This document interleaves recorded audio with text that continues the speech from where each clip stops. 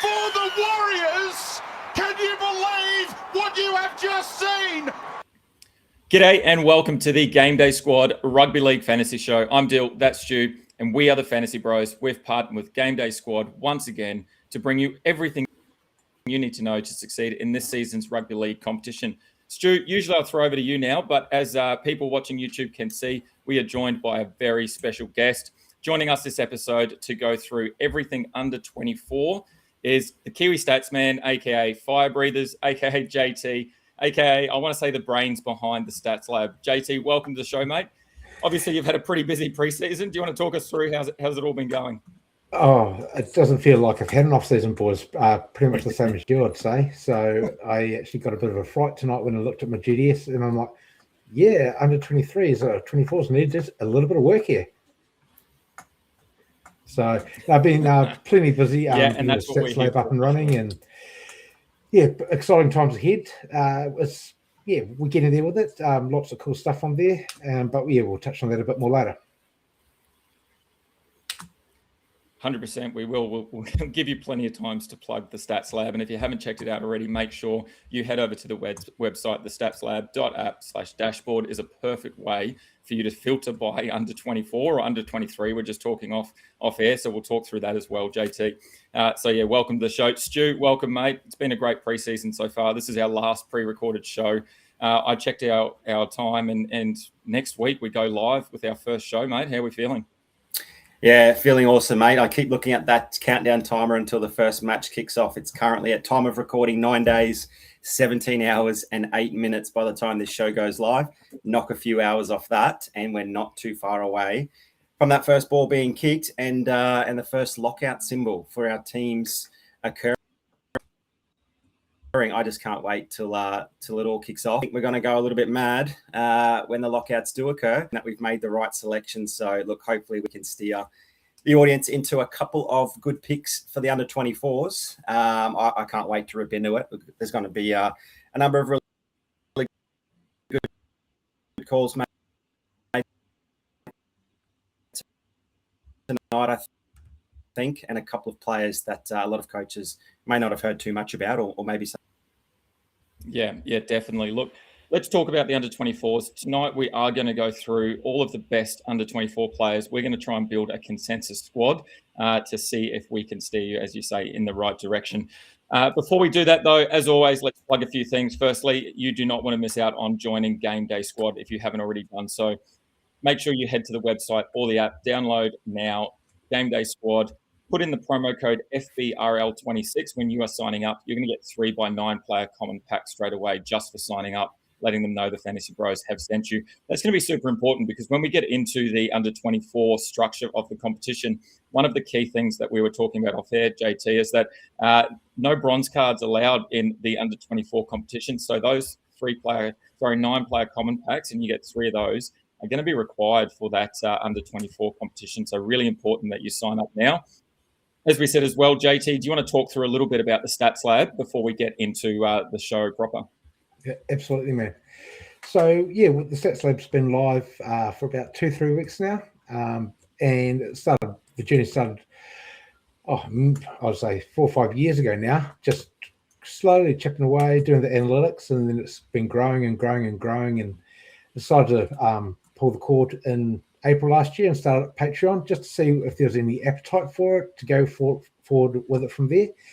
And what I found with Patreon, it was a great way to start, but it felt like I was drip feeding everything. And I was like, why can't people just have it at their fingertips? It'll be just so much easier for everybody involved. And yeah, here we are. 9 months later, we've got the NRL side up and running. AFL isn't too far away. We've got different tools you can use as player compare, defense first position. So what that means, you can knuckle down and say, okay, how does the Broncos defend against right wingers or left edge forwards or whatever it might be? So you can break it down that much further, which is really key in Game Day Squad, because week by week, you don't have to worry about the salary cap well, you do, but players not losing or gaining any money, so you don't have to offload them like other platforms. You can actually go and target someone that you wouldn't actually play in a normal setup, and they could have a killer matchup that week. So there are tools out there to help people with that. We are also building in other filter functions that you can look up, say, okay, how does a Broncos player go when they're 10-point favourites at the bookie sort of thing? Do they go over their average or below their average? So we're building in that link between how it is in real life, how a team is like seen in real life on any week, to see how that fantasy player performed. So plenty of exciting tools around the corner, and some of it's already out there running. Yeah, unreal. I'm loving it. Look, as a spreadsheet nerd myself, I've absolutely loved some of the data that we can see on the Stats Lab. And look, I can tell you now, all three of us have got the Stats Lab open, ready for the show tonight, because there's plenty there. Especially, like I said, we can filter by under 24 or by maximum age of 24. So we've got plenty to look at. Alrighty, the second awesome thing that we're plugging is that if you haven't seen already, we have dropped the NRL fantasy textbook as well as the AFL fantasy textbook. So make sure you head to the Fantasy Bros website. That is www.fantasybrosau.com. You can secure your copy now. Along with that, if you buy one, you get the second half price. So if you are an NRL and AFL fanatic, you can get both for $30. You also get an extra entry into the giveaway, which we've got some Unreal cards in there at the moment. Plus, you get 3 more 9-player common packs. So make sure that you head to the website, you download that, and you get involved. There's plenty of great analysis on there, a deep dive into players, teams, matchups, etc. And my favorite, and I think maybe Stuart's your favorite as well, is the weather impact on NRL fantasy for GameDay squad. It's absolutely unreal what we've been able to find there to help everybody out, and some really interesting things there. So make sure you head to the website and check that out. Alrighty, that's enough plugging for now. No doubt we'll continue plugging for the rest of the night, but let's jump into the under 24 competition. Stu, do you want to talk through the differences, the rules, and how it's going to be completely different competition this season? Yeah, gee, they haven't made it easy for us, have they? 3 brand new special competitions with, of course, the Fantasy Bros Sunday Showdown, the Stats Lab, prime time Thursday, Friday competition, and this under 24 competition. We've got to learn the new salary cap rules, the rarities allowed, the special card limits. But that's what we love about this game. 6 competitions we can enter. Tonight's focus is obviously on the under 24 comp. So, boys, we're talking 12.5 mil in the salary. Now, that's about 6.94 million, if my maths is correct. 694,000 per player, meaning just below the gold if we average out across the full 18 players. But because we're allowed silvers right through to legends, I don't think coaches will just plug in all golds and then a silver or 2 to balance things out. I think there's going to be a lot of skill going into deciding which players get that higher rarity and then which players we save a bit of cash on and go the silver rarity, provided we have those options in our club, of course. We are allowed the 3 special cards, which is pretty exciting as well. So obviously those people that have been playing for some time may have got their hands on an all-star card or even a prize card. So coaches will now have to consider which of those up to 6 comps are they going to put those special cards in. And gee, if you've got a nice collection of special cards, which I know you boys certainly have a couple, how many are we going to try to plug into the under 24 competition? Gee, that'll be a big talking point in itself, I think. The beauty about this competition is, or the difference is, given that the player pool is a little bit smaller, given that we can only have players in the competition that are under that age of 24, we don't have to pick by position. So we still fill out a squad of 18 players.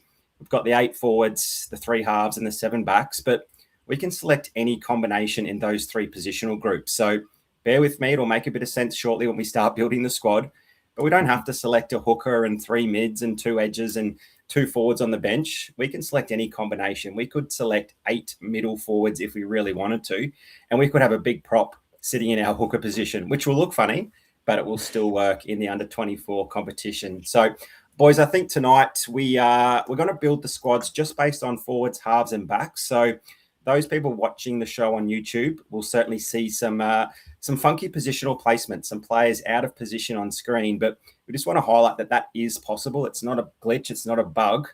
If you want to play Naf White in your hooker position, go ahead, because I think he's a pretty good player regardless. And he'll make a great dummy half in this game.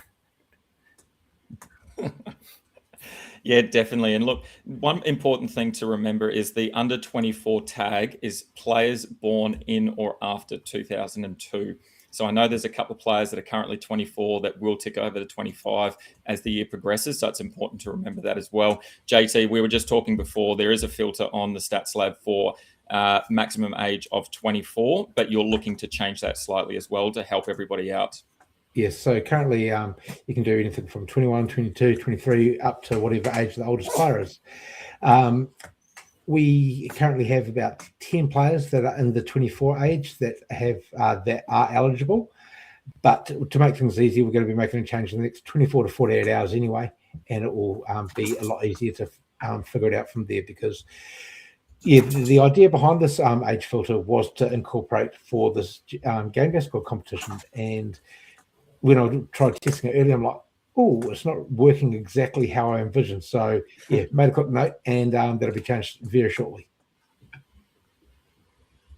Unreal. That's great for everyone that's watching, following along, getting involved in the Stats Lab. All right, the way it's going to work, I'm going to throw to you boys. We're going to talk through some players. We're going to start building a squad.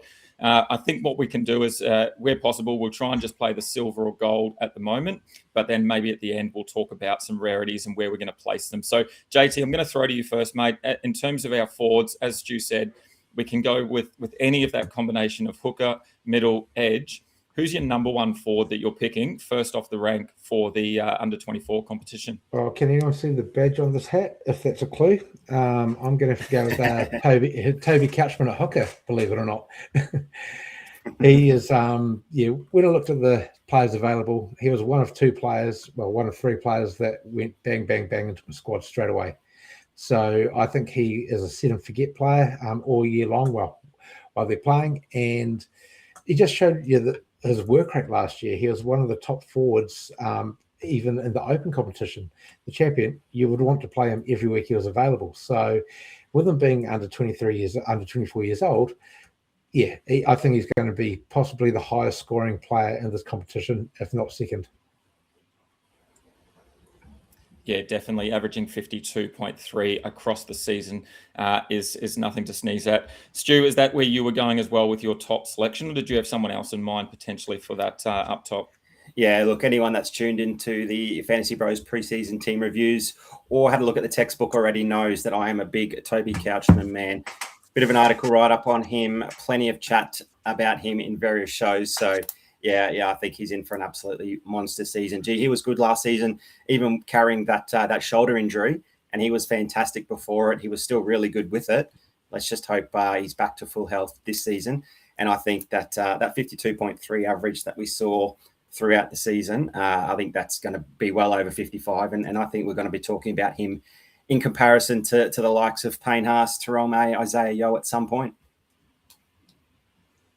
Couldn't agree more. Some big names to go along with Toby Couchman there. I just go back to one game earlier in the season where he went down with a knee injury, and it looked like it was an ACL and he was done. Yeah. And somehow he just popped back up, got back in the defensive line and kept going. And then I think after that he had a run and made a tackle break as well. So that's the kind of bloke we're picking at the top there. Alrighty, boys, where do we have my man Leka Halasima? Is he someone that he is an automatic in for you, or is that someone, JT, that you're sort of looking for a matchup and maybe looking at where there's some opportunities for Warriors edges? I think he is a matchup player. However, when you go through the list of the players available, he almost picks himself most of the time. I reckon he's just got that much upside. He does have a flaw, unfortunately, but I didn't like what I saw on the weekend in the trial. Hopefully, we don't see him go out to centre. That would be diabolical. But with the new 6 interchange rule, I see him as an 80-minute edge. He didn't do it all that often when you had 4 forwards on the bench for the Warriors. So, does that come into part of the conversation as well when it comes down to it? So, yeah. I've got him ranked 4th or 5th or 6th at the moment, but that's purely based on matchup. He's not a dead set starter for me every week, but more than likely he will make the cut if I'm scratching around to just try and find out who else I can put in there. Yeah, I guess that's important to consider as well, is that we've got quite a few injuries from a number of key players that we probably would be playing on a week-to-week basis. We are going to talk about those and potentially put some of them in there. But yeah, I sort of got to my first 6 and then needed a couple more and was starting to look elsewhere to try and find. Leka for me is someone that I'm really high on. I it's no secret I have his prize card. He's 21 years old. He's got a great future ahead of him. And if he can get that 80-minute role, I think he's a lock for sure. Stu, where are you going next? Who's a player that you're looking at targeting? I have a feeling maybe he might be someone from the Raiders. Am I correct in saying that? That's a great guess because, look, JT's got the Dragon there. You've got the Warrior. We haven't even pre-planned this. Anyone who thinks that we've got a list of players we're going one by one, you're spot on. And I'm going to type his name in and put him into my squad right now. It's Matty Nicholson from the Canberra Raiders. Is that who you were thinking, Dyl? I'm sure it was. So Matty Nicholson was fantastic. Last season in obviously limited opportunity. Obviously started very well on the right-hand side there, outside Jamal Fogarty. They formed a pretty nice combination. He was out for a couple of games through injury, through suspension at one point. We sort of saw Zach Hosking play a lot on the right-hand side, and then Nicholson didn't really have that job locked up. He still averaged above 50 points for the season, which was pretty handy. And I think the forward position is pretty hard to fill here in the under-24 comp. I think we want to find guys that are pretty reliable, get through plenty of base with some try-scoring upside. He did score plenty of tries last season, albeit it was there with Fogarty, who's now moved on to the Sea Eagles. But I think, if anything, to go by in the preseason, I think we've heard a number of sort of whispers about Matty Nicholson sort of earning that right edge spot. And Ethan Strange will be moving over to that side of the field as well. And we saw how good he was for Hudson Young on the left. We expect a bit more ball going down the right channel now through Strange so that, Sanders isn't having too much pressure to start his career. So, yeah, I think there's plenty of upside for Matty Nicholson, provided, of course, he does get that right edge spot. Yeah. Look, 60 minutes might be a bit iffy. You wouldn't want to see him going off and not coming back on. Gee, if he's an 80-minute edge back rower there for the Green Machine, I think he'll be a regular starter in my under-24 team.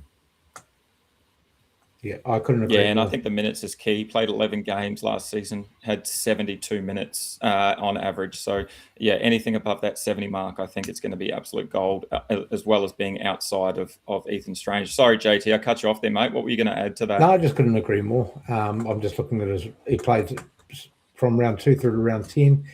And there he had 5 scores over 50, a great average. He came back at the end of the season. And that's why I left him out of my top 5, just because I'm not as in tune as Stewie with the Raiders set up and how it's going to be looking there. But if he does get a starting role, yes, he's a dead set starter for me. But he did come off the interchange there. So if you see him lurking in the interchange, yeah, it might be a watch and see. But, if he's on the bench, he might still make the cut if you think he's going to get minutes. But starting, I think he's definitely in the top 3 players.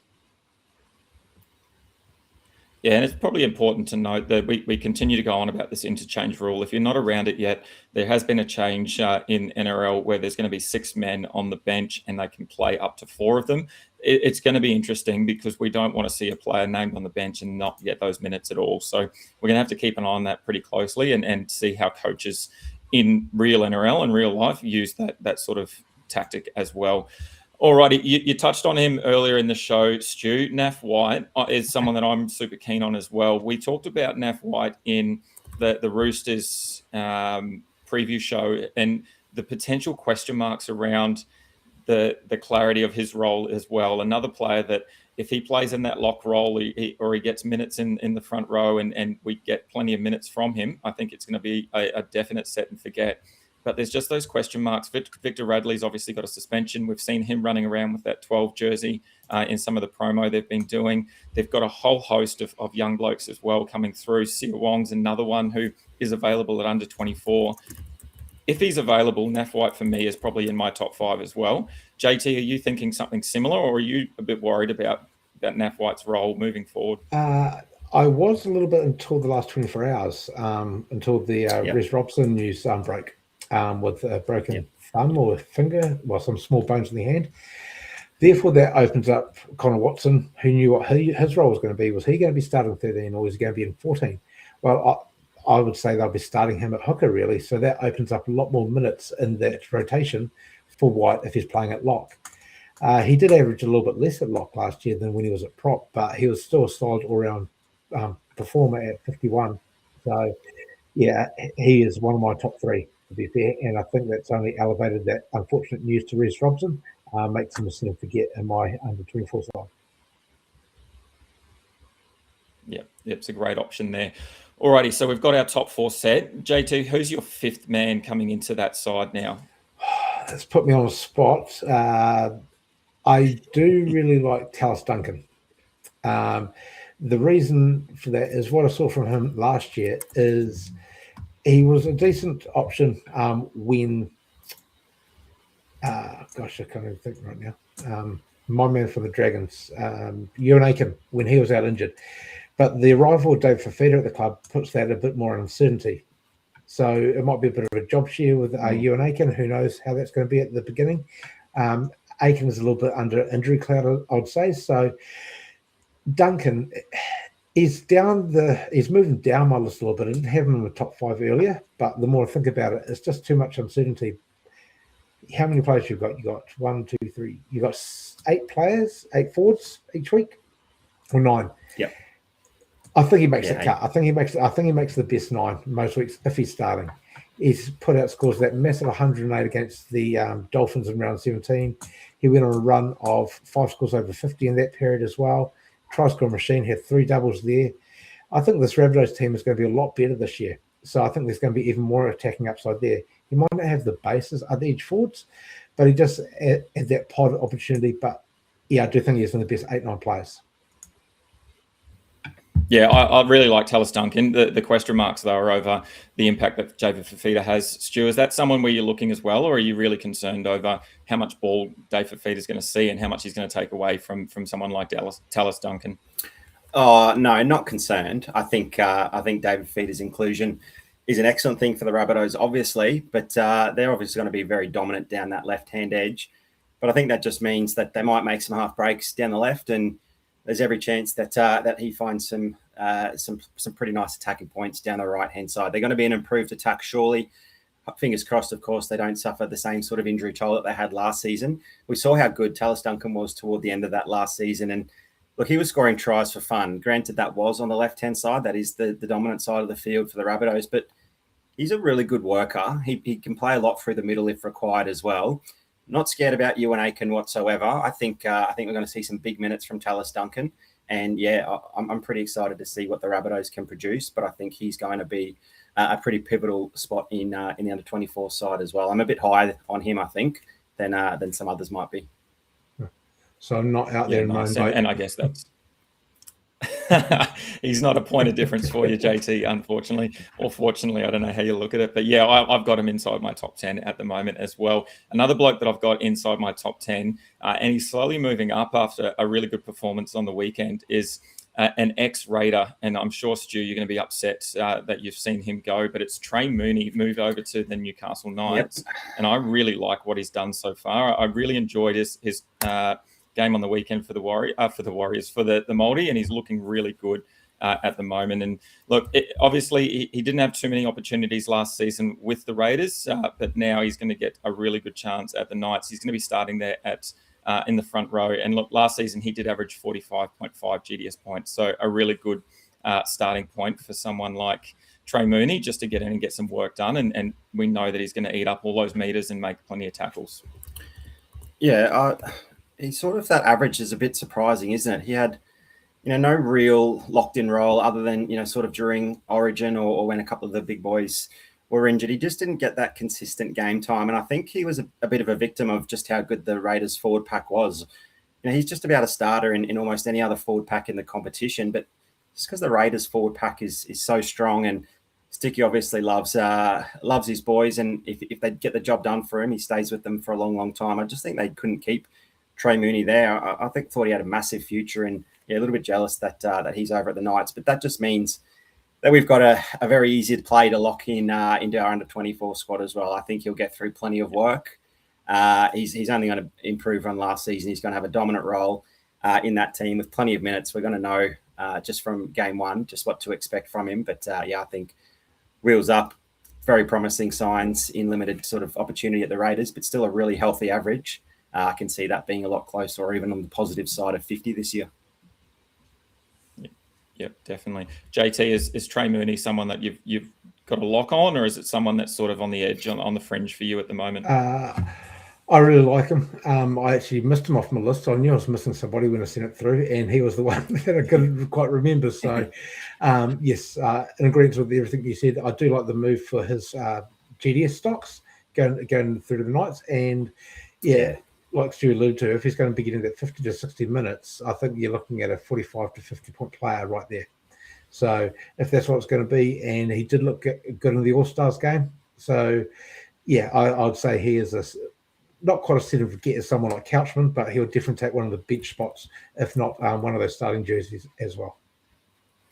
Yeah, unreal. Let's talk about the bench spots then. And there's probably a couple of players that we will talk about. They are obviously injured for an extended period of time, and we might not see them till sort of halfway through the season, round 10 plus. But someone like Jeremiah Nanai, who I believe he probably sort of penciled in for that round 10. Is Jeremiah Nanai someone that once he comes back, JT, we are just picking him purely based on his attacking upside? He obviously sort of falls off if he doesn't get a try or two to his name. Is that someone that you're keen on still, though? Yes, absolutely it is. I've got him earmarked with a couple more players I might touch on a little bit later. He's just such a beast going down that right edge. Those pinpoint kicks, he's great in the air. He scored, 9 tries last year, I believe, and that was followed up by, he scored 17, which was the leading try score for a forward ever 2 years ago. He is just a try scoring machine. However, even though he did get all those tries, he only had 2 scores of 50 points last year or more. That is a concern. I've got him down as an average of 33 and a PPM of 0.47. And most of them are off 80-minute games. There is one 33-minute game in there, but other than that, he just doesn't quite have the points as a few of the other options I'm looking at the beginning of the season. And I think he's more matchup dependent than a lot of the other players that we've spoken about so far. Yep. Stu, are you in the same boat? Is it someone that you're just going to keep an eye on and play when there's some upside there? But in terms of the base and power that we're not really seeing from Jeremiah Nanai, is that someone that you're happy to leave off the list? Yeah, absolutely. I'm not that keen on him at all. I've said a lot of promising things about just about every player this evening, but I want to see it from Nanai more than once first. I think his floor is just too much of a concern, particularly when, there might not be too many differences in an under-24 forward pack. If we're all going for the same core, 5, 6, maybe even 7 players, Jeremiah Nanai is going to want to find the try line 2 or 3 times if he's in my side, because I think that floor of, 33.5 average with those 9 tries when he's not scoring, a score in the 20s with an 80-minute played next to his name, not enticing for me. I want to see it far more often than just once, and I want to see him looking like it's David Fafita playing with a Nanai jersey on his back. So, not for me. Yeah, and that's fair. And I guess the good thing that we've got is we've got the stats lab where we can go and head there and have a look at the Cowboys and their matchups and see where defensively they can attack and where they might score some great points down the right side. So we can use that tool really well to pick when hopefully Nanai is going to have a good game. So if Nanai's not for you, then Stu, who would you pick or who would you swap instead for someone like Jeremiah Nanai? For me, it's someone that is injured as well. We might not see him back until about round 10. I think it was an ACL. JT, you would know a lot about this one. Look, fingers crossed he does come back. He is an edge or a middle forward. He doesn't rely on the same sort of agility and power that a fullback or a centre might. So the return to the field might not be too difficult for Dylan Egan. But he averaged 10 or 11 points more than Jeremiah Nanai, and Jeremiah Nanai scored 3 times more tries than him. I think Dylan Egan was a revelation there for the Dragons alongside Toby Couchman. And if those 2 boys stayed injury free for that entire season, the Dragons would have had a lot better season. So, look, we'll have to wait a while, probably mid season, to see him returning to his best. If he doesn't have a massive 2026 season, he's definitely not someone we can forget about. He'll be a superstar of the game at some point, I'm sure. JT, how do you feel about Dylan Egan? Are you going to slot him into your side when he's back and maybe during that origin period where we're even shorter on some numbers? Absolutely. If it wasn't for his injury, he'll be in the top half a dozen players. I love what I saw for him last year. I'm actually loving the Dragons forward pack or the young guys coming through. Hopefully we can put it a bit more on paper this year. But it was just such a high work rate. He would just tackle was just see him go down early. I think it was against the Broncos. I was like, oh man, there goes another forward of ours. But yeah, there's been big raps on him for a few years, and it's great getting him in first grade finally. I just think it's great for GDS that he is going to be at this age that we can play him this year. I did play him once or twice, a couple of times last year. Didn't bite me. I was happy enough with the score. It wasn't peak like some of the others, but I just felt like the form he was in, I could even play him in the Challenger or Champions. So I was comfortable doing that. And that just shows the quality of this player, especially in this under-24 comp. Yeah, definitely. Averaging almost 50 GDS points, you got to be pretty happy with. Okay, let's throw a hypothetical at you. We obviously can't play Nanai or Egan in the first round.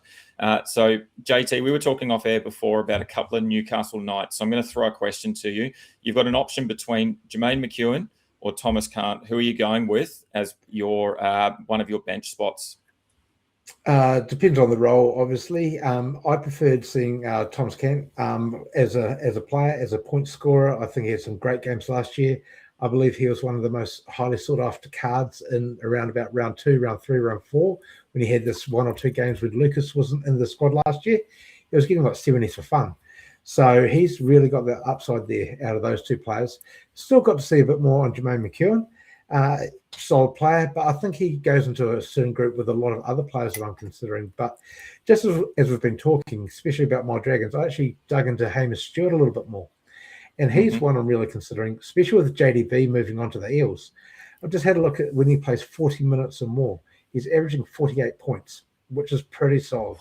So without Egan there, and if he locks down that lock roll, and I think he's going to get that 40 minutes, I think he's going to be a nice, near enough 50-point player that you can plug onto your bench until the likes of an Egan is back.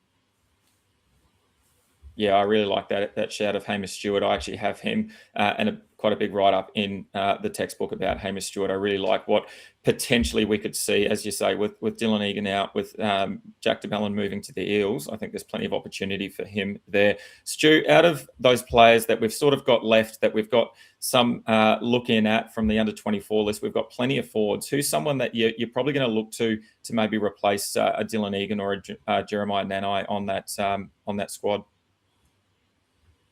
Yeah, out of those 3 that JT just mentioned, I think you just got to look at the PPM.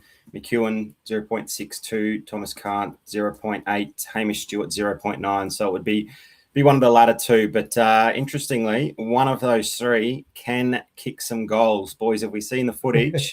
We heard the whispers that we may eventually see a goal-kicking back rower once again. Gee, wouldn't that be sensational for our under-24 teams? What's the likelihood, do we think, of that happening, Dill? Are you talking for the Warriors? No, I'm talking Thomas Cant. I know, I'm Mitchie Barnett, and another old night. Oh, yeah, of course. I don't know. The days of Corey Parker kicking goals as an edge back rower lock are probably long gone, to be honest. And I think there's going to have to be a few injuries there before we see Thomas Cant kicking a goal. But mate, look, I think I saw footage of Dave Fafita having a kick at goal as well. So I'd love some of our back rowers to just get a few extra base points in those goal kickings. There's nothing like going up in threes, additionally on top of everything else that we get. Boys, before we move on, is there any other forwards that potentially we're going to just keep an eye on? JT, we'll start with you. Is there anyone in particular that you're just going to watch and wait and see how they go? Yeah, I've got a few on my list. I really want to see how Xavier Williamson goes at the Broncos this year. With the news of Haas moving on, is he going to try more for that starting prop role? Maybe he takes Jensen's role with him getting a little bit older. His PPM is quite high, but he is quite inconsistent even within those minutes. He can either be boom or bust. So I'd just like to see what his role is going to be like this year. And Katoni Katoga from the Eels. He had locked in an edge position at the Eels last year before he got injured. They've got so many forwards at the Eels, and I'm going to keep on going on about it. The six-man bench rotation, who knows what that's going to look like? So here's a watch and see for me. If he's got that runway there, I think he is should be a consideration each week. Yeah, definitely. Stu, is there anyone on top of those names, or including some of those names that JT gave, that you're keeping an eye on? Yeah, I like Willison. Probably Sua Wong as well from the Roosters, obviously, depending on how the dominoes fall with that pack. Obviously, the Reece Robson injury does open up a few things for the lock position. Should Connor Watson move into the number 9? They've obviously got Benai Uelu, who will probably maybe play 14 now. And maybe that means he does come on to hooker for maybe 20 minutes. Watson could shift back into the middle, which does cloud that up a little bit more. But look, if Sua Wong is named in a starting spot, whether it's on an edge or in the back row, we've seen some promise from him. He hasn't really put a stretch of games back to back, but look, if he gets the time on the park, that Roosters side is going to be incredible this year. I think Daly Cherry Evans is going to add a real sense of stability to that side. And look, I think they'll do pretty well this season, and we might just see a further breakout from Sua Wong. Yeah, I like the Sua Wong shout. Look, the other player that I'm sort of looking at, keeping an eye on, is Cleese Haas. Obviously, there's been a lot of change over at the Titans. Jermaine Jolliffe's gone down for the season. Likely that Tino moves up into that front row. David Fafita, as we talked about, although he didn't have much of an impact last season, he's moved on as well. And Haas did play a lot of last season. He had 21 games. I just want to see a little bit more work rate from him. If we can get a few more base points from him, I think it's definitely an opportunity. He did only average 48 minutes on the park as well throughout last season. If he can increase that to 60 plus, I think there's potential there for Cleese Haas to come into my side every now and then based on that matchup. So that's another bloke I think we just keep an eye on. Alrighty, that looks like a pretty good squad there, boys. I'm pretty happy with that. Let's move on to the halves, and obviously there's some big names now that we can look at. We've got 3 opportunities to get some halves in. JT, who's your number 1 half for 2026?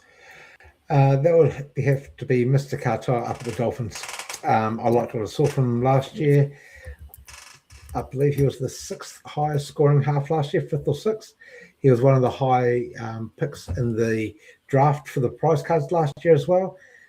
I just like everything about him, really. I think they're going to have a lot more front foot ball this year with who you've got coming back from injury. You've got Flegler, you're going to have Gilbert back there as well.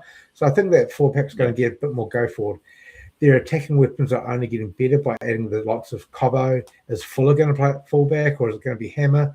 I think, we're going to see a Dolphins push for the finals this year. Maybe they've missed out just narrowly a couple of times. I think they're actually at a place now with a decent squad, and that only spells good things for Katoa. Yeah, I love him. He's at the top of my list as well. Stu, do you want to add anything else about Izzy Katoa and how good he is? No, I won't. I'll just mention, if anyone wants to hear what I think about Isaiah Katoa, they can purchase the FantasyBros NRL textbook, because he is my half bro, meaning the player I've chosen from the half position to have a standout year. And not just in the under-24 competition, but in the entire competition as well. Yeah, look, the 6th or 7th highest averaging half from season 2025. I think we might see him in that conversation of top 3 now. Gee, he's an exciting play. He's had a stretch of scores of 82, 70, 69, and 64. He's got the ceiling. The Dolphins are exciting. And like JT mentioned, some better forwards are coming back. Big season for Dolphins. Gee, we can have a lot of them in our side, I think. Yeah, definitely. Look, my second player, I have Katoa at the top as well. My second player is someone that I talked a lot about in the Roosters write-up as well as the team preview, and that's Sammy Walker. I think he's just set for a massive season. The loss of Reece Robson over there is probably going to be hindering a little bit, but I think Sammy Walker is good enough to continue his dominant form. He finished the season with 45 GDS points on average, but as I talked about on the preview, he's had so many injuries. The young bloke has just had to persevere through so much, and he just comes back and it looks like he doesn't miss a step. And now with a full preseason under his belt, with the likes of Cherry Evans there as well, I think it's just going to be wheels up for someone like Sam Walker, and he's going to be my player that I think I play each and every week alongside Izzy Katoa. JT, was he your second as well, or did you have someone else instead of Sam Walker? No, Sam Walker was definitely my second. I've been a fan of his since he debuted, really. Just a bit fed up of seeing all these unfortunate injuries for him. I'd like to see him a good season under the belt. The arrival of DC, I think, will only take the pressure off him as well. Do they know their identity yet, these two halves, what their roles are going to be? DC has been around, 15 plus years now. It's only going to help his game. And with that back line, I think we'll see the Roosters go close this year. Is he going to keep the goal kicking still? I'd say so. He started off a bit shaky a few years ago with the boot, but I think he's averaging nearly 80% at goal around there now. So, and if they're going to score all these points and maybe 6 to 7 tries a game, if they do, you're looking at 20 points through the boot, roughly. So when you're comparing him to Katoa, who doesn't kick at goal, they are not like for like. I still got Katoa higher, but how can you have Walker when he's going to be the kicker for that team? Yeah, and as you touched on, I'll throw you in a second, Stu. As you touched on, JT, 5.5 tries on average the Roosters scored last season. So that's a massive amount of tries. And as you say, 3 points per conversion. There's plenty of points there available for Sam Walker. Stu, are you on the Sam Walker train as well? Yeah, I am. Yep. Unreal. All right, let's go to the third player then, Stu. I have a feeling it's another one of your boys. Am I correct in thinking that your third ranked player is Ethan Strange, or are you going somewhere else? Look, I knew you were going to throw to me, and the third pick is the last one that we can slot in there. I do think Ethan Strange is ready for a plus year. There's just a different name that I think will have to be in consideration if, of course, he gets the number 6 jersey. And we obviously know that Ethan Strange is guaranteed to have to be the dominant playmaker for the Raiders. He's got the rookie in Ethan Sanders, or maybe even Kobe Black alongside him. So, look, a lot of the ball's going to go through Ethan Strange for the Raiders, probably moving over to the right-hand side of the field. He might take a while to sort of mold into that sort of role. He has played there in the past. He sort of just accommodated Jamal Fogarty there in his dominant spot. So, yeah, he'll definitely feature in my side at some point. But, boys, Fletcher Sharp, 21-year-old half that we could slot into our winger position last year, was just an absolute cheat code for GameDay squad. He now is a half, so we do have to select him in the half position. But he out-averaged these names. Listen to this list. In season 2025, he scored more points per game than Mitch Moses, Jerome Hughes, Cameron Munster, Tom Dearden, Adam Reynolds, Daly Cherry Evans, Nico Hines, Jamal Fogarty. Only Jaden Campbell and Nathan Cleary out-averaged Fletcher Sharp. At just 21 years of age, if he has the number 6 jersey on in that team for the Newcastle Knights, I think he's going to be a pretty simple play again. We just don't have the same beauty of having him as a back or a winger. So we don't have the same cheat code. But, gee, wasn't he promising? 11 tries, but it was just how dangerous he looks almost every single time he has the footy. Yeah. He can turn almost, nothing into something, create a half break, couple of tackle breaks here and there. I'm not sure about what it means, with the addition of Dylan Brown. Does Fletcher Sharp get phased out of the attack? Does he end up on the wing? There's obviously a big asterisk here if he's in that number 6 jersey, and Sandon Smith is either, 14 or 9 or, not likely to take any game time off him. Gee, Ponga out the back, Dylan Brown on one side of the field, Fletcher Sharp on the other. That could be a pretty nice 3 in Katoa, Walker and Sharp. Yeah, I love Sharp. It's just whether he plays in the halves or not. We go all the way back to one game earlier in this last season where we spoke about him the following week. I think they had no tries. They went a stretch of about 3 games not scoring a try, and it didn't come until the 79th minute with Fletcher Sharp just putting in a massive effort to try and get over the line. It just epitomises exactly who he is. JT, if Fletcher Sharp is named to play on the wing, is he still a play in the under-24 comp, or are you going to look elsewhere?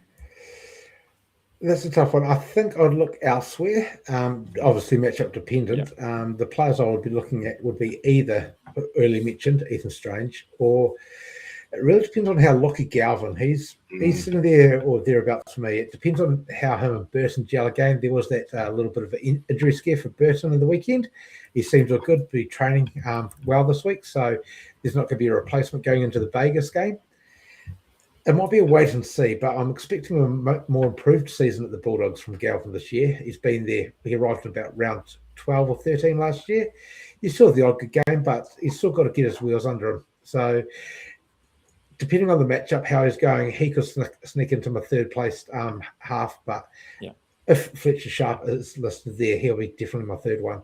And I'm just touching on Fletcher Sharp as well, averaging 56 points at the half position alone. That's Yeah, that's not even taking consideration when he was playing at fullback, wherever he was. That's just absolutely ridiculous. So I think he is an absolute must start if he is playing at 6.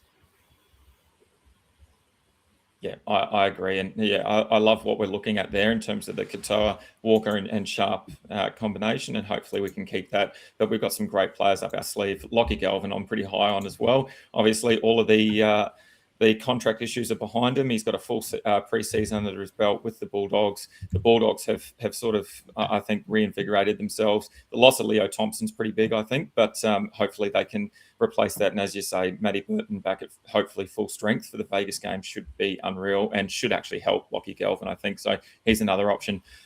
Stu, is there anyone else that you would consider keep an eye on or maybe just watch over the next few weeks before we potentially play him in the halves? Or are we just done as if we got 4 or 5 genuine options and we don't need to look elsewhere? Yeah, I think it's those 5 and then a big gap to, someone maybe like Ezra Mam. Probably sort of expected him to maybe take a bit of a step forward last season. Obviously a bit of off-field drama and obviously a young player with plenty of talent. We just didn't quite see it enough last season. Doesn't mean he's not capable, but looks like have a breakout at some point. Still only the 34.2 average. He was injured at parts at various stages last season. Reece Walsh was doing absolutely everything for the Bronx at one point as well. So Ezra Mam sort of just had a pretty nice seat in the house just watching Reece Walsh on fire. I think if we're at a pinch and we don't have many options available, he'll be someone that we consider on matchup. And look, he's had an unbelievable grand final match, a hat trick in a grand final not too long ago. So he's definitely quality. He's definitely capable. I just think there's a bit of a margin there between those top 5. Yeah, and JT, is there anyone else you're looking at? Or as Stu said, the top 5 and then daylight? I would throw Jamie Humphreys into that conversation as well. He was absolutely not top 5, but I'll put him above Ezra. Just because the Bunnies on paper are much improved, like fitness-wise this year, a much better back line, a solid forward pack.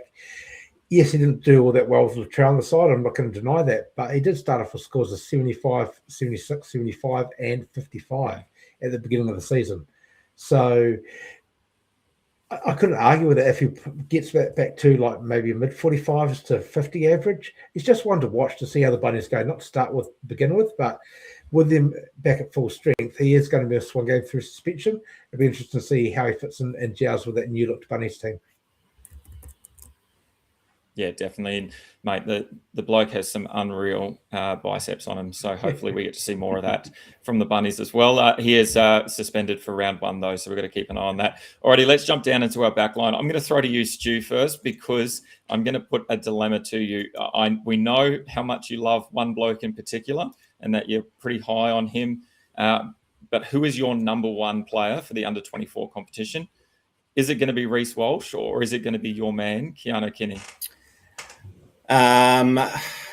Yeah, look, great question, because Reece Walsh was, the man of the competition for the last, 8 to 12 weeks. He single-handedly just about, steered the Broncos into finals contention. And then the grand final, and he almost won just about all of those matches off his own back and wasn't that sensational. Can he keep that up? Can he play like that every single match? Look, I don't think so. I remember playing his prize card for a negative score. So I still have some pretty bad dreams about some negative scores from Reece Walsh. And look, that's what he's capable of. He because of the way he plays, he's prone to plenty of errors, overplaying his hand. And look, when things aren't clicking, and it definitely happens at the start of seasons quite regularly for a lot of sort of gun outside backs or playmakers, that things aren't quite clicking if there are new combinations. There's still a little bit of rust. Those things take time. So, no, Reece Walsh isn't an automatic selection for me from round 1. I mean, he will make my team, but he's not necessarily number 1.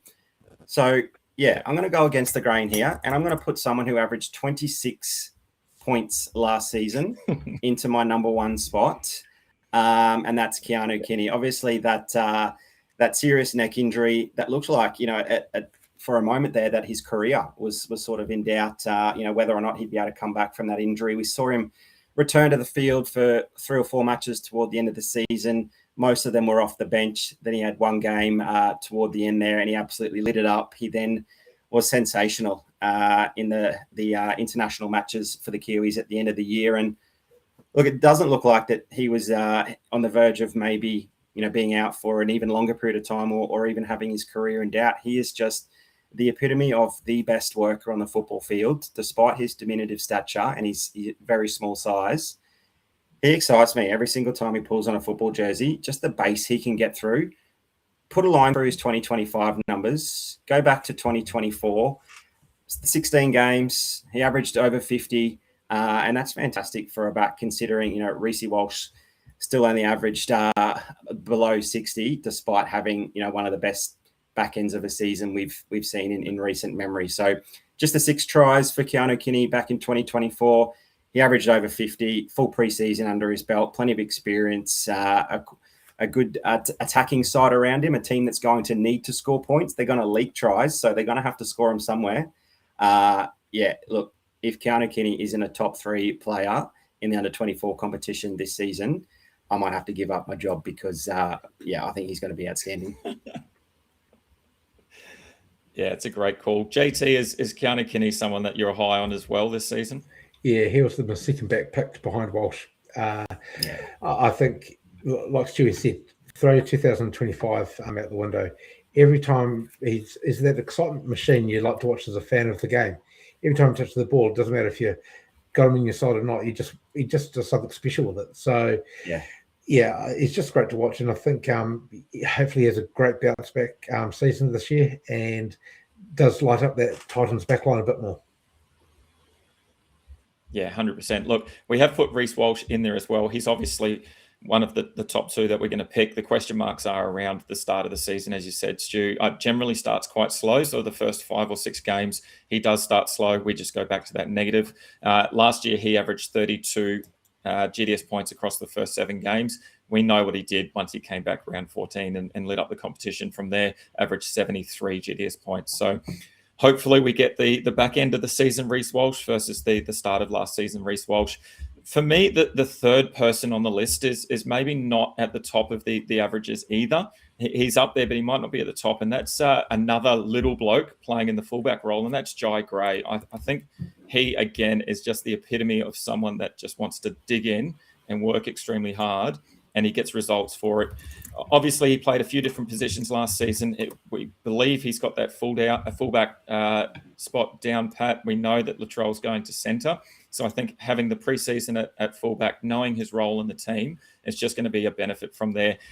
Filtering on the stats lab with games for Jai Gray at fullback, he averaged 49 GDS points across the games that he did play in that 2025 season.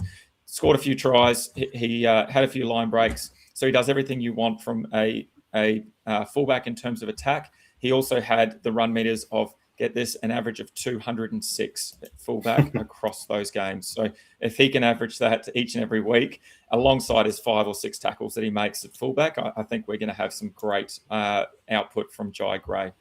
JT, is that someone as well that you had high up on your list? Yes, I did have him as my 4th-ranked fullback.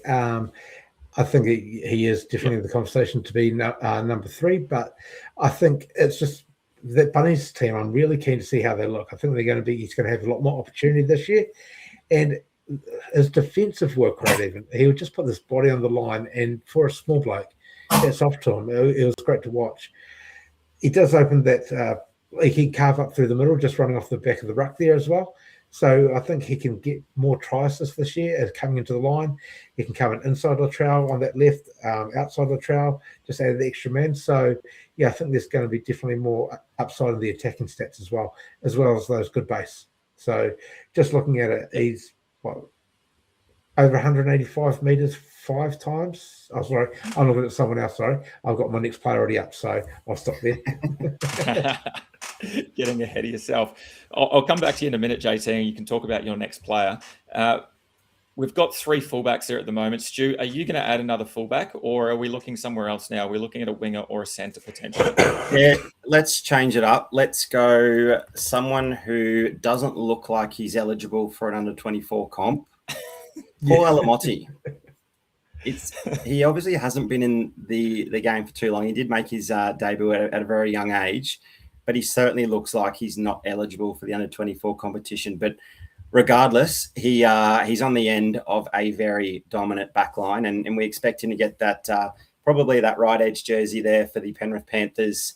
To'o probably on the left-hand edge, which is probably the one that will see more points. But in saying that, Paul Alamotti has had some massive games for the Penrith Panthers on that right edge. We only need to look back at the semi-finals there against the Doggies and the Bronx last year, where he went above 100 points. He scored 5 tries in those 2 finals matches. And look, that's when the Penrith Panthers were clicking. That's when, that's the matches they were building for. Yes, they had a poor start to the season, but the matches that you have to win are the finals matches. And 5 tries, 9 tackle breaks across both of those matches, 18 tackle breaks between those 2 finals matches against, the Dogs defense, which was unreal all season long, and then the Bronx, who ended up winning the competition. Gee, those 2 numbers alone give you a lot of confidence that this man can get it done once again. So Paul Alamotti is in for me. End of a red-hot back line for the Penrith Panthers. He's going to score tries at some point. When the matchup's there, it's going to be a no-brainer. It just sort of depends. Do you play him in a grinding affair where there might not be too many points at the start of the season, where the Panthers might be below their best? I still think he might be a play. Just given he can get through plenty of work, he can break tackles, and it doesn't take much to fall over. In the corner for the Penrith Panthers, I'm sure I could do that if I got a run there on the wing. So, yeah, Paul Alamotti for me. Yeah, those 2 games that you touched on, the Bulldogs and the Broncos, again, another opportunity for Paul Alamotti to go over 200 running meters in the game. If we can see more of that, it's wheels up for sure for Paul Alamotti here. Some other scores earlier in the season. The Roosters, he seemed to go well against. He had a score of 64 and then a 70 as well. So there's plenty of opportunities outside those big finals games where he did score. JT, you touched on your next player, someone that runs 185 run meters, I think you said. Who are you going for is your 5th option? I think it's the conversation of the small blokes at the moment, and that would be Mr. Farlongo down in Melbourne. This boy is an excitement machine. Will he get the fullback role? Still uncertain there, but they seem to have Warbrick and Coates on the wings down there. Is Meany going to go back to fullback? I just like what I see from this guy. At fullback, he hasn't played there for a couple of years, but when he has played at fullback, he's had scores of 64, 68, 48, 44, just to name a few of them. And that was back in 2024. Scored 2 tries from that position, so an average of 47 points at fullback. When you're looking at that compared to a number of wingers that are in this age group and centres, I think if he's playing at fullback, he must be in the consideration at least to be one of the starting 5 backs, if not one of the bench players. Yeah, definitely. And for those watching the YouTube, the video there, you'll see that he isn't currently available in the under-24 competition. It is noted by GameDay squad that he isn't available there. So if you do try and search up Suafai Longa, you're not going to find him. So just keep an eye out. Obviously, if you're not on Discord, make sure you head over to Discord, join the GameDay squad Discord to keep up to date with all of those changes. But the boys are aware, and they're currently making some changes from the dev side of things to make sure he is available. But so he's definitely someone that's going to make our team. Obviously, at the moment, we can't put him in. So in that case, who are we going to replace him with? We've got plenty of options. As we said, another fullback potentially in KO Weeks. We've got someone like Lehigh Hopewade who could go and play fullback depending on what happens with Tommy Turbo. We know is very injury prone. Stu, have you got someone in mind as your next player there? Yeah, I'm going to go maybe a little bit rogue here, but someone I expect to have a bit of an improved season than last year. Still averaged, was it mid-40s, I think, last season, and that's Savelio Tamale from the Canberra Raiders. I think he showed some pretty promising signs early on at the start of his career as a rookie before becoming injured and returning sort of late there in the season. But he showed a pretty good aptitude for being able to break tackles and finish tries as well. I think he scored 6 tries in the 16 games he played, to tick over a 40-point average. And look, he's just an exciting footballer. And if he's going to stay injury-free, he's a bit of that Brian To'o type mould, but even a little bit bigger. Definitely not quite as polished as someone like Brian To'o, but look, if the Raiders are going to score points, I think he's going to be on the end of a few more tries again this season. And look, if we want to find a tackle breaker so that, even if the winger doesn't score tries, they can still go up in 3 points when they carry the footy, someone like Tamale certainly is capable of doing that. Yeah, I really like that. And obviously, at the moment, you're picking him over someone like KO Weeks, who we've seen some brilliance from, but also we probably want to see just a little bit more from as well. Correct. We just go back to that game at Magic Round in the wet against Melbourne Storm, the last game of the round, and KO Weeks really turned it on there, but we didn't see it the whole way through the season. So it's someone that we definitely keep an eye on. Look, the other player that I'm really keen on, we've been talking about him all preseason. We still don't know where he is going to be lining up yet, and that's Jackson Purdue. Obviously, there's talk of him playing in the halves, potentially he could be playing out in centre. Is he someone that doesn't matter where he's going to be playing? You're going to be playing him in the under-24 competition, JT, or is it going to be really dependent? Are you more likely to play him if he's in the halves or in the centres? Probably the centres, to be fair. I was just looking through who was going to be my last one that I picked, but he came onto my radar. Just being so young, the inconsistencies are there. I do like him, really like him as an option. He averages just over 39 points at centre. He has scored a number of tries. He has a 0.8 try scoring record at centre as well. So that is pretty decent. And I would actually expect his average to be a little bit higher if he scores that many tries. He does have some very low scores of 11, 12, 23, 24. So he's got a number of scores under 25. But that's what you're going to get with these centres and these wingers on any given day. Same with the likes of fullbacks, and sometimes like KO Weeks, he could get 100 one week and then 15 the next. It's just how it works. So in particular matchups, I definitely think he is an option. I think I do prefer him at centre, though, as he's scored better there in the past.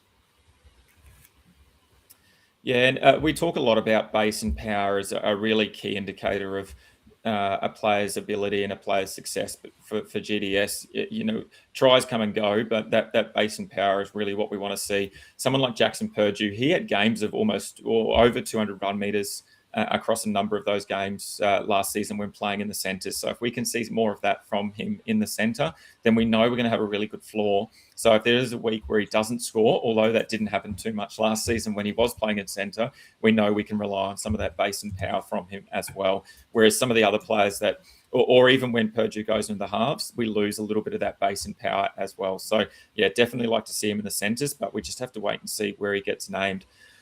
Boys, it means we've got one player left before we finish our squad. Stu, I'll let you do the honours. Who's your last player that you're looking at, and give us some reasons why? Yeah, I'm happy if JT's got someone I don't mention here. If he wants to, I'm happy to go over the top of Jackson Purdue, because the centre that I want to add in here, I think is in line for a better year than Jackson Purdue, and that's Rob Toyer. We saw...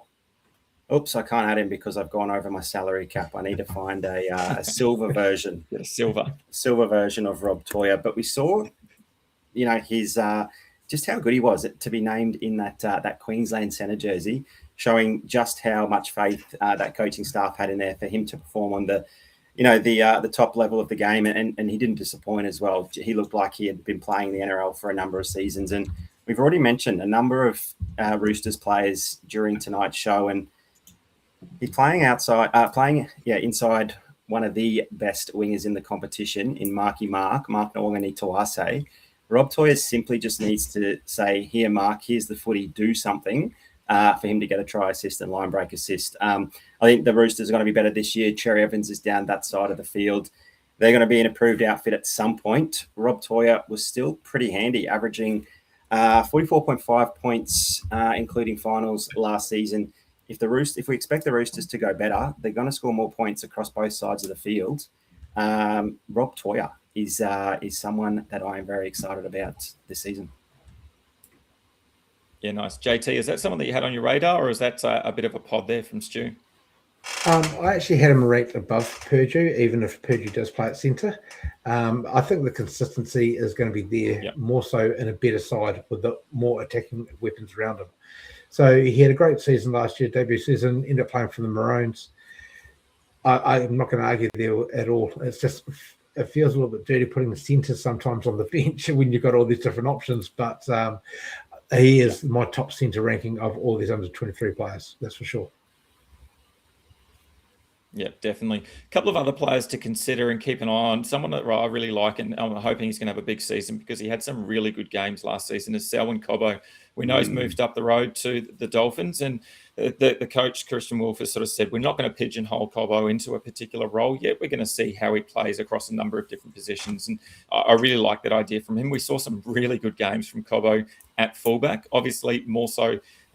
He was likely to play at the wing or potentially the centre role, depending on how that final team looks at the Dolphins. But it's probably just someone to keep an eye on, that he gets through plenty of work. He's got plenty of attacking upside. It's just going to be all about his fitness for me. There were some games last year where he just went missing in games as well, and did a bit of what I like to call the David Fafita, hiding behind the ruck and not getting involved as much. So if we don't see any of that from him, I think it's wheels up for someone like Selwyn Cobbo, and he could easily become sort of that sixth option, seventh option over the top of someone like Purdue, depending on that matchup as well. So I really like Selwyn Cobbo. JT, is there anyone else that we've sort of missed or that we've overlooked, or maybe you want to give away a really deep sleeper that you've got a big pod on, if you're happy to do that on the show? Yeah, I've got a couple I do like. They are matchup dependent, I'm not going to lie about that. And one is Tolta Kula at Manly. He's just got a very, very high ceiling. He does have quite a small floor as well. He's had 3 scores last year under 20, but he does have scores of 91, 75, just to name a couple.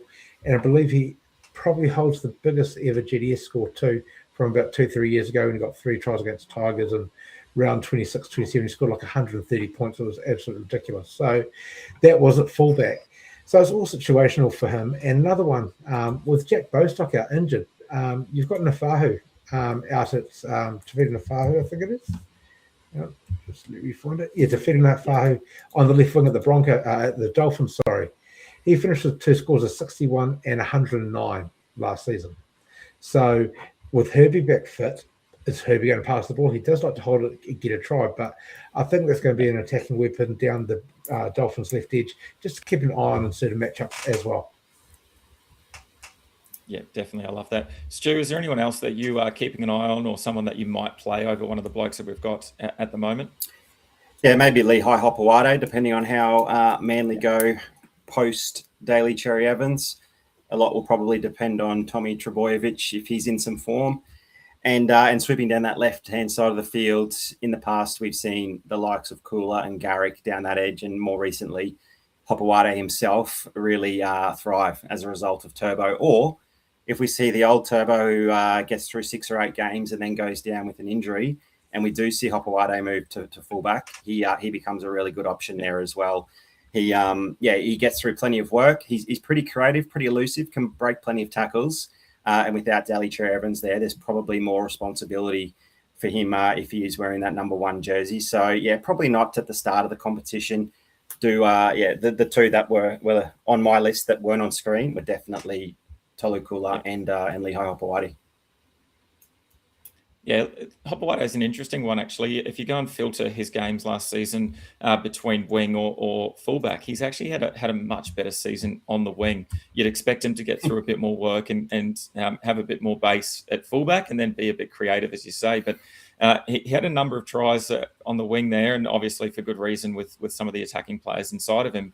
He didn't score a try at fullback at all last season, and his average was below 40 there, whereas his average on the wing was 45, which is pretty good for a winger where we know that position is so volatile. So, yeah, interesting to see how his progression will go, and whether he does get a crack at fullback, whether he can improve on some of those attacking stats as well.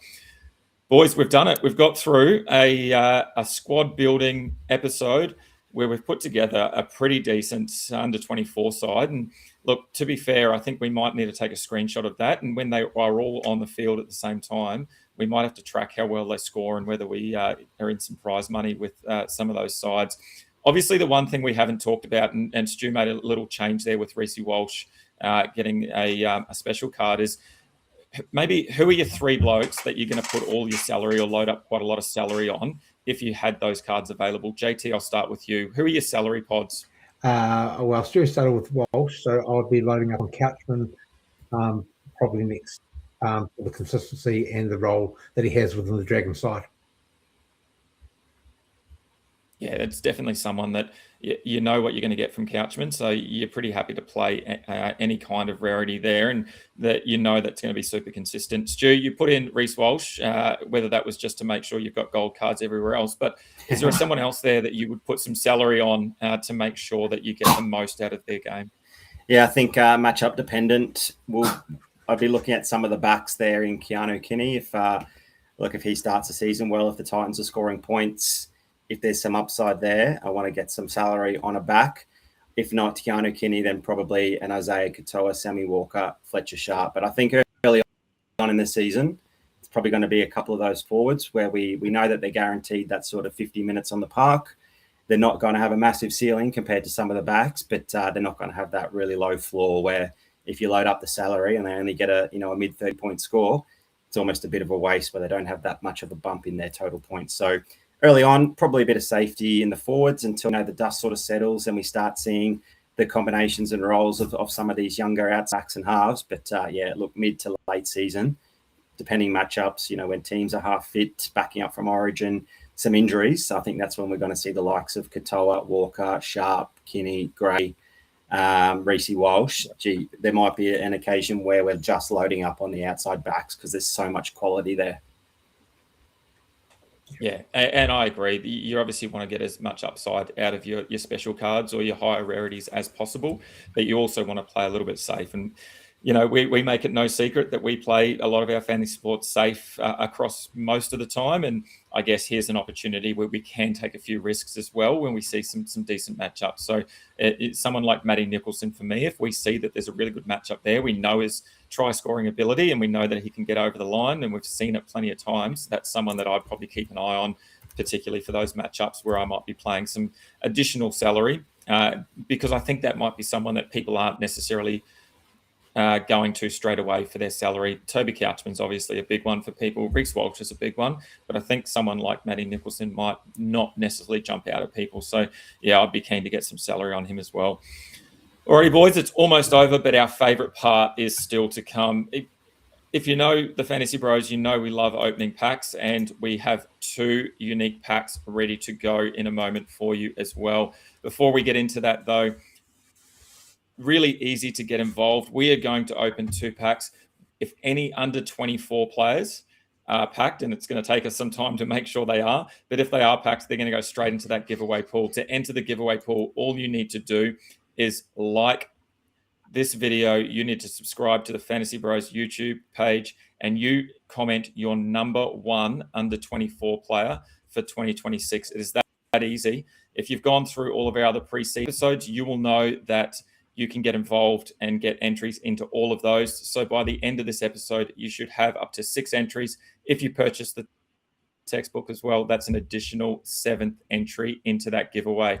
We've got some Unreal cards in there at the moment. We've got a Diamond Aden Fanua Blake. We've got a Plat Reece Walsh, and we've got a Plat Cleary as well. All right, unfortunately, we have lost Stu. It looks like his laptop has had enough for tonight, but we push on. We've got 2 unique packs, as I said, so let's jump in. Let's hope for some Unreal players in this pack. Remember, any under 24 players, they're going straight into that giveaway pool, along with all the other cards that we have got so far. If you haven't seen our cards yet in the giveaway pool, make sure you head back and check out all of our pre-season team previews. We've got 5 there. You can get involved in all of them. Alrighty, we've got the good animation, so let's jump into it and let's get some really good cards. We've got a Murray, we've got Bullymore. I'll save the diamonds there for the end. We've got a Volkman, Shibasaki, decent card. Alex Twal, nothing yet. Braden Burns. Okay, let's get into some diamonds, JT. Hopefully we get some decent under 24 players. Jack Williams, Niukore, Nickel Clockstad. Unfortunately, no under 24 players, but I'm a nice bloke. What do we reckon? We chuck those 2 Warriors cards in, JT? Yeah. They're your team, man, and they've been out a bit of form. I think Chance will bounce back this year, but I think they're great additions. Unreal. All right, a couple of good diamonds going in there. All right, let's get an under 24 player. Come on, here we go. Let's get a big player. What have we got? Latrell Mitchell, Jack Bird, Sandon Smith, there's an under 24 player in there. If he gets that starting nod in the halves at the Knights, he should be pretty good. Sam Rani is as well. Tracy. Sam Rani is as well. There you go. Tony Staggs, Simonson, and Burns. So we've got Sam Rani. We've got a Sandon Smith. And I'm going to chuck that Latrell Mitchell in there as well for anyone playing at home. So plenty of cards in that player pool giveaway. Alrighty, mate, we've made it to the end. We've lost one man, but there's two of us here still. JT, thanks so much for getting involved. We love having you on the show. Hopefully you're going to join us for plenty more, including the Fantasy Bros Sunday Showdown. Thank you as well for all the work you've done with the Stats Lab. Give it one more plug, mate. Where can people go to get involved with the Stats Lab? If anyone's interested, just go to the statslab.app/dashboard and you'll be able to find all you need to be about individual players. You'll be able to have a look at defensive breakdowns, per position, all that sort of carrying. So just looking at a different way, a lot of defense first position, and also got player compare tools. So you can compare up to 4 players and say, okay, how's Walsh going to go against Keeney in these matchups? There's an example for the under 24s. So yeah, there'll be more available as time goes on, but yeah, just to start the season, just ease it out there and yeah, see where it goes. Mate, I'm appreciative of it because I tell you now, I spent a lot of time collecting data last season, and mate, I can get you to do that for me, and I can just jump on the Stats Lab and I can have it at my fingertips. It is unreal. I love it. I love everything that you've got there going on. As you said, AFL will be up there soon as well for our friends over on the Aussie Rules side of the competition. So make sure you get involved. Plenty of time still as well to download the textbooks. Make sure you head to fantasybrosau.com, purchase a textbook. We'll throw in 3x9 player common packs to get your squad started. I believe they are Origin packs as well, so there's still some special cards out there available. So get around that. Also, make sure you head back, check out all of our pre-season content. We've got team previews up as well. JT, thank you very much, mate. We'll talk to you soon. Have a good one. Thanks, everyone. Cheers, Cosy. See you guys. Thanks for tuning in to another episode by the Fantasy Bros. If you want to show your support, don't forget to like, subscribe, and share this show on YouTube, Spotify, and Apple Podcast. Also, make sure you check us out on TikTok, Instagram, and Facebook. Just search @FantasyBros AU.